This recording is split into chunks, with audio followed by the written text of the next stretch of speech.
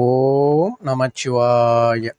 வணக்கம் நண்பர்களே, உங்கள் ஜோதிடர் தர்மராஜன். இன்று நாம் காண இருக்கும் தலைப்பு எதை பற்றி என்றால் 2024ஆம் ஆண்டு அக்டோபர் மாதம் ராசி பலன்கள் வரிசையிலே காலபுருஷ தத்துவப்படி 5வது ராசியான சிம்ம ராசியை பற்றி இப்போ விரிவாக பார்க்கலாம்.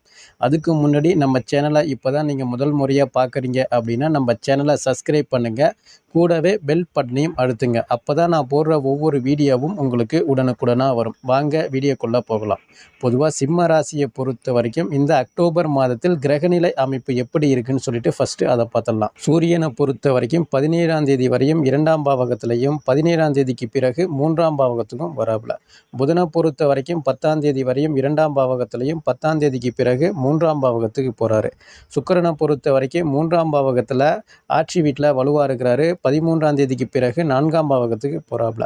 செவ்வாயை பொறுத்த வரைக்கும் 20ஆம் தேதி வரை லாபஸ்தானத்தில் இருக்கிறாப்புல. 20ஆம் தேதிக்கு பிறகு நீசம் அடைகிறாப்புல 12ஆம் இடத்துல வந்து. குருவை பொறுத்த வரைக்கும் 9ஆம் தேதி வரையும் 10ஆம் பாவகத்தில் இருக்கிறாப்புல. 9ஆம் தேதிக்கு பிறகு அதே 10ஆம் பாவகத்தில் வக்ரம் அடைகிறாரு குரு. 2ஆம் பாவகத்தில் கேது, 8ஆம் பாவகத்தில் ராகு, 7ஆம் பாவகத்தில் சனீஸ்வரர் வந்து வக்ர நிலையில் இருக்கிறாரு. இதுதான் இந்த மாதத்திற்கான கிரகநிலை அமைப்புகள். பொதுவாக இந்த சிம்ம ராசியை பொறுத்த வரைக்கும் இந்த அக்டோபர் மாதத்தில் முடிஞ்ச வரைக்கும் சரிசமமான பலன்கள் அப்படின்னு கூட பொதுவாக சொல்லலாம். பொதுவாக நற்பலன்கள் அதிகமாக இருக்குது. ஒரு சில விஷயத்தில் மட்டும் பார்த்து கவனமாக இருக்கிறது ரொம்ப நல்லது. அதாவது சிம்ம ராசிக்காரங்களை பொறுத்த வரைக்கும் அரசு பணிக்கு முயற்சி பண்ணிட்டு இருக்கிறேன் அப்படின்னு சொல்கிறவங்களை பொறுத்த வரைக்கும் கொஞ்சம் கூடுதலான முயற்சி பண்ணிங்கன்னா அரசு பணி கிடைக்கிறதுக்கு நிறைய வாய்ப்புகள் இருக்குது. அதே போல் வந்து பார்த்திங்கன்னா பழைய கடனை அடைக்கக்கூடிய சூழலும் உங்களுக்கு இருக்குது. குடும்பத்தில் உங்கள் பேச்சுக்கு ஒரு மதிப்பு மரியாதை அதிகமாக கிடைக்கும். ஏன்னா குடும்பஸ்தானத்தில் புதன் வந்து உச்சம் அடைகிறதால முதற் பகுதியில் உங்கள் பேச்சுக்கு மதிப்பு மரியாதை கிடைக்கும். தனஸ்தானம் அப்படிங்கிறது கொஞ்சம் பெருகும். காசு பணம் வளர்ச்சி அப்படிங்கிறது இருக்கும். பொருளாதார வளர்ச்சி அப்படிங்கிறது அதிகமாகவே இருக்கும். வேலை செய்கிற இடத்துல வந்து பார்த்திங்கன்னா கொஞ்சம் பிரச்சனைகள்லாம் இருக்குது. சக ஊழியர்களோட பிரச்சனைகள், மேல் அதிகாரிக்கும் எனக்கு செட்டே ஆகலை, முடிஞ்ச வரைக்கும் வாக்குவாதங்கள் வருது, சண்டையாக வந்துட்டு இருக்குது அப்படின்னு சொல்கிறவங்களை பொறுத்த வரைக்கும் 9ஆம் தேதிக்கு பிறகு குரு வக்ரம் அடைகிறதால வேலை செய்கிற இடத்துல எந்த பிரச்சனைகள் அப்படிங்கிறது வர்றதுக்கு வாய்ப்புகள் இல்லை. அதாவது என்னை வந்து வேலையை விட்டு தூக்கிடுவாங்களோ, வேலை எனக்கு போயிடுமோ அப்படின்னு சொல்லிட்டு முடிஞ்ச வரைக்கும் பயந்துட்டு இருந்தக்கூடிய ஒரு சில சிம்மராசிக்காரங்களை பொறுத்த வரைக்கும் இந்த மாதம் குரு வக்ரம் அடைகிறதால வேலையில் இருந்து வந்த அனைத்து பிரச்சனையுமே தீர்ந்துவிடும். வேலை போகக்கூடிய சூழ்நிலை அப்படிங்கிறது பெருசாக இல்லை. புதியதாக வேலை தேடக்கூடிய நபர்களை பொறுத்த வரைக்கும் புதன் பகவான் வந்து குடும்பஸ்தானத்தில் உச்சம் அடைகிறதால புதுசாக வேலை தேடக்கூடிய நபர்களை பொறுத்த வரைக்கும் உங்களுக்கு அருகில் வேலை கிடைக்கிறத விட கொஞ்சம் தொலை தூரமாக வேலை கிடைக்கிறது கொஞ்சம் அதிக வாய்ப்புகள் இருக்குது. அதனால் முடிஞ்ச வரைக்கும் அருகில தேடுவதை விட கொஞ்சம் தொலை தூரமாக வேலை தேடுங்க. கண்டிப்பான முறையில் இந்த மாதத்தில் வேலை கிடைக்கும். 3ஆம் பாவகத்தில் சுக்கிரன் வந்து ஆட்சி வீட்டில் வலுவாக இருக்கிறதால ஆடை அணிகலன்கள் வாங்கக்கூடிய சூழல் அதிகமாகவே உங்களுக்கு இருக்குது. அதாவது ஆடை அணிகலன்களாக இருக்கட்டும், நகை வாங்கக்கூடிய சூழலாக இருக்கட்டும், இல்லை வீட்டுக்கு தேவையான அலங்கார பொருட்கள் வாங்கக்கூடிய சூழலும் உங்களுக்கு அதிகமாகவே இந்த மாதத்தில் இருக்குது. இது வரைக்கும் காதல் வந்து இழுபறியில் இருக்குது, தோல்வியில் இருக்குது, பிரேக்கப் ஆகிற நிலைமையில் இருக்குது. ஸோ ஒரு சில நபருக்கு பிரேக்கப் ஆகிடுச்சு அப்படின்னு சொல்கிறவங்கள பொறுத்த வரைக்கும் இந்த மாதத்தில் காதல் ஒன்று சேரக்கூடிய சூழலும் ஏற்படும். மீண்டும் ஒன்று சேர்ந்து வீட்டில் சொல்லி அது திருமணம் சார்ந்த விஷயம், திருமணம் வரைக்கும் சொல்லக்கூடிய சூழ்நிலையும் உங்களுக்கு அதிகமாகவே இருக்குது. காதலை பொறுத்த வரைக்கும் புதிய காதல் வர்றதுக்கும் வாய்ப்புகள் இருக்குது. பழைய நபர்கள், பிரிந்து இருக்கக்கூடிய நபர்கள் கூட மீண்டும் ஒன்று சேர்ந்து மகிழ்ச்சியாக இருக்கக்கூடிய சூழலும் உங்களுக்கு அதிகமாகவே இருக்குது.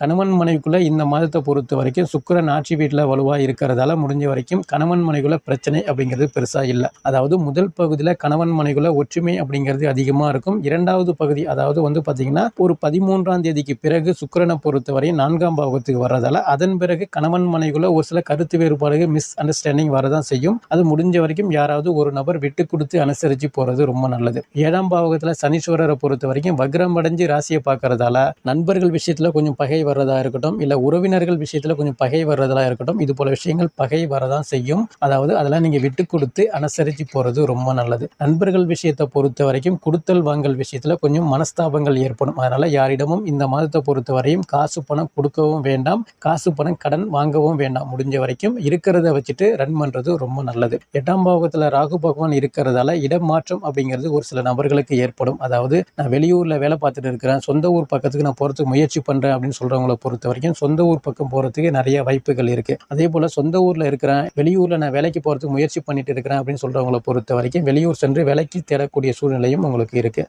வேலை செய்கிற இடத்துல வந்து பார்த்திங்கன்னா சம்பள உயர்வோ இல்லை பதவி உயர்வோ உங்களுக்கு ஏற்படுறது வாய்ப்பு அதிகமாக இருக்குது. அரசியலில் இருக்கக்கூடிய நபர்களை பொறுத்த வரைக்கும் இந்த மாதத்தில் உங்களுக்கு பேரு புகழ் கிடைக்கக்கூடிய சூழல் இருக்குது. அரசு பணியில் இருக்கக்கூடிய நபர்களை பொறுத்த வரைக்கும் பதவி உயர்வு, சம்பள உயர்வு, பிடிச்ச ஊருக்கு இடமாற்றம் ஏற்படக்கூடிய சூழலும் உங்களுக்கு இருக்குது. பிரச்சனைகள் இல்லை. அரசு பணியில் இருக்கக்கூடிய நபர்களை பொறுத்த வரைக்கும் சம்பளத்துக்கு அதிகமான வருமானங்கள் அப்படிங்கிறது உங்களுக்கு அதிகமாகவே இருக்குது. பிரச்சனைகள் இல்லை. தனியார் துறையில் வேலை பார்க்கக்கூடிய ஒரு சில நபர்களை பொறுத்த வரைக்கும் உங்களுக்கு இந்த மாதத்தில் மேல் அதிகாரியால் இருந்து வந்த பிரச்சனைகள் அப்படிங்கிறது பெருசாக உங்களுக்கு இருக்காது. தொழில் செய்கிறவங்களை பொறுத்த வரைக்கும் தொழில் வளர்ச்சி நல்ல முறையில் இருக்கும். தொழில் செய்கிற இடத்துல பொறுத்த வரைக்கும் உங்களுடைய லேபர்ஸை பொறுத்த வரைக்கும் கொஞ்சம் பார்த்து கவனமாக அவங்கள கையாள்வது ரொம்ப நல்லது. முடிஞ்ச வரைக்கும் உங்களுக்கும் அவங்களுக்கும் ஒரு சில வாக்குவாதங்கள் வர்றது, உங்கள் பேச்சை அவங்க கேட்காம போகிறது, இது போல விஷயங்கள் ஏற்படும். முடிஞ்ச வரைக்கும் இந்த மாதத்தில் நீங்கள் அனுசரித்து போகக்கூடிய சூழல் இருக்குது. தொழில் செய்கிறவங்களை பொறுத்த வரைக்கும் அலைச்சல் அதிகமாக இருக்கும். கொஞ்சம் ஒரு சில விரயங்கள் அப்படிங்கிறது இருக்கும். மன உளைச்சல் அப்படிங்கிறது இருக்கும். பார்த்து கவனமாக தொழில் பண்ணுறவங்களை பொறுத்த வரைக்கும் தொழில் பண்ணுங்க. 2ஆம் பாவகத்தில் கேதுவும் சூரியனும் இருக்கிறதால முடிஞ்ச வரைக்கும் கோபங்கள் அதிகமாக இருக்கும். வார்த்தைகள் கொஞ்சம் வித்தியாசமாக பேசக்கூடிய சூழல்கள் அதிகமாக இருக்கும். முடிஞ்ச வரைக்கும் வார்த்தைகளை கவனமாக பேசுறது ரொம்ப நல்லது. பொறுமையாக பேசுறது ரொம்ப நல்லது. இந்த மாதத்தை பொறுத்த வரைக்கும் முதல் பகுதியில் முயற்சிகள் அனைத்தும் வெற்றி பெறும். 2வது பகுதியில் பார்த்தீங்கன்னா முயற்சியில் ஒரு சில தடைகள் ஏற்படுறது, உங்களுடைய உடல் சார்ந்த பிரச்சனைகள் வர்றது, கொஞ்சம் நோய் நொடி வர்றது, இது போல விஷயங்கள் ஏற்படும். இந்த மாதத்தில் எந்த ஒரு நல்ல செய்தியாக இருந்தாலும் மாதத்துடைய முதற் பகுதியில் முயற்சி பண்ணிங்கன்னா அனைத்துமே வெற்றி பெறும். 2வது பகுதியை பொறுத்த வரைக்கும் உங்களுக்கு இந்த மாதத்துடைய இறுதியில் உங்களுக்கு பெரிய ஒரு விரயங்கள், அலைச்சல்கள், இது போல விஷயங்கள் தான் ஏற்படுமே தவிர புதிய முயற்சியில் எதுவும் செய்ய வேண்டாம். அதே போல் வீடு கட்டக்கூடிய சூழல்களாக இருக்கட்டும், இல்லை வண்டி வாகனங்கள் வாங்கக்கூடிய சூழல்களாக இருக்கட்டும், இந்த மாதத்தில் முதற் பகுதியிலே நீங்கள் முயற்சி பண்ணிங்கன்னா உங்களுக்கு கிடைக்கும். 2வது பகுதியில் உங்களுக்கு அலைச்சல் அப்படிங்கிறது உங்களுக்கு அதிகமாகவே இருக்கும். இந்த மாதத்தை பொறுத்த வரைக்கும் சிம்ம ராசிக்காரவங்களை தூக்கம் கிடக்கூடிய சூழல் அதிகமாகவே இருக்கும். அதிக அலைச்சல்கள் இருக்கும். நெடுந்தூர பயணங்கள் உங்களுக்கு இருக்கும். அதனால் நெடுந்தூர பயணங்கள் செல்லும்போது உங்களுடைய உடைமைகளை கொஞ்சம் பார்த்து கவனமாக எடுத்து செல்வது ரொம்ப நல்லது. பொதுவாக இந்த சிம்ம ராசிக்காரவங்களை பொறுத்த வரைக்கும் இந்த அக்டோபர் மாதத்தில் யாருக்கெல்லாம் நல்லா இருக்கும் அப்படின்னு கேட்டிங்கன்னா, பேசி பிழைக்கக்கூடிய தொழிலாக இருக்கட்டும், கணினித்துறையில் வேலை பார்க்கக்கூடிய நபர்களாக இருக்கட்டும், இல்லை ஷேர் மார்க்கெட்டில் நான் இன்வெஸ்ட் பண்ணிட்டு இருக்கேன், அங்கே நான் ஒர்க் பண்ணிட்டு இருக்கேன் அப்படின்னு சொல்கிறவங்களா இருக்கட்டும், இல்லை நூல் சம்பந்தமான, இல்லை துணி சம்பந்தமான, இல்லை கலைத்துறை, மீடியா துறை, அரசியல் துறை, அரசு சார்ந்த துறையில் வேலை பார்க்கக்கூடிய நபர்களாக இருக்கட்டும், இவங்களுக்குலாம் நல்ல வளர்ச்சி, வருமானம் அப்படிங்கிறது இருக்குது. இந்த மாதத்தை பொறுத்த வரைக்கும் நீங்கள் நினச்ச மாதிரியான சந்தோஷமான நிகழ்வுகள் அனைத்தும் உங்களுக்கு இருக்கும். பிரச்சனைகள் இல்லை. அதாவது யாரெல்லாம் கவனமாக இருக்கணும் அப்படின்னு கேட்டிங்கன்னா, விவசாய தொழில் செய்கிறவங்களா இருக்கட்டும், கூலி தொழிலாளிகளாக இருக்கட்டும், இல்லை கனரக வாகனங்கள் இயக்கக்கூடிய நபர்களாக இருக்கட்டும், அலைஞ்சு திரிஞ்சு வேலை பார்க்கக்கூடிய நபர்களாக இருக்கட்டும், கொரியர் சர்வீஸில் நான் வேலை பார்த்துட்டு இருக்கேன், மெக்கானிக்காக இருக்கேன், இவங்கெல்லாம் கொஞ்சம் பார்த்து கவனமாக இருக்கணும். இவங்களை பொறுத்த வரைக்கும் வரவுக்கும் செலவுக்கும் சரிசமமாக இருக்கக்கூடிய காலகட்டங்கள் அப்படின்னு கூட பொதுவாக சொல்லலாம். வேலை செய்கிற இடமா இருக்கட்டும், வேலையாக இருக்கட்டும், பார்த்து கவனமாக கையாள்வது ரொம்ப நல்லது. இந்த மாதத்தை பொறுத்த வரைக்கும் நீங்கள் வழிபட வேண்டிய தெய்வங்கள் எது அப்படின்னு கேட்டிங்கன்னா, முடிஞ்ச வரைக்கும் சனிக்கிழமை அன்று ஆஞ்சநேயர் வழிபாடு பண்ணுறது மிகவும் சிறப்பான பலன்களை கொடுக்கும். அதே போன்று தேய்பிறை அஷ்டமி அன்று காலபைரவருக்கு விளக்கேற்றுறது ரொம்ப சிறப்பான பலன்களை கொடுக்கும். தேய்பிறை அஷ்டமி என்றைக்குன்னு எனக்கு தெரியல, அன்னைக்கு நல்லா போக முடியல, அதிக வேலை இருக்குது அப்படின்னு சொல்கிறவங்களை பொறுத்த வரைக்கும் தேய்பிறையில் வரக்கூடிய சனிக்கிழமை அன்று விளக்கேற்றுறது ரொம்ப சிறப்பான பலன்களை கொடுக்கும் என்று கூறி அடுத்த காணொளியில் மீண்டும் உங்களை சந்திக்கிறேன். நன்றி, வணக்கம். ஓம் நமச்சிவாய. வாழ்க வளமுடன்.